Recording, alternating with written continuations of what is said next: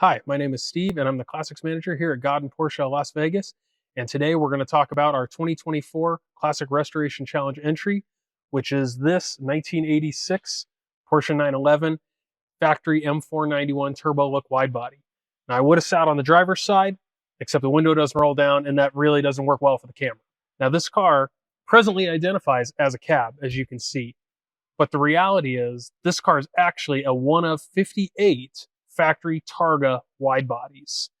What makes this car even more special is the car is originally optioned as a non-spoiler car, making this a one of 7 ever produced in 1986 with the factory M491 wide body Targa non-spoiler.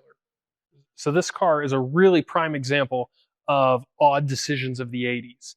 Everything from the added convertible top to the Antara chrome wheels. I mean, this was the wheel to have in every car show. People knew this wheel, they knew this brand.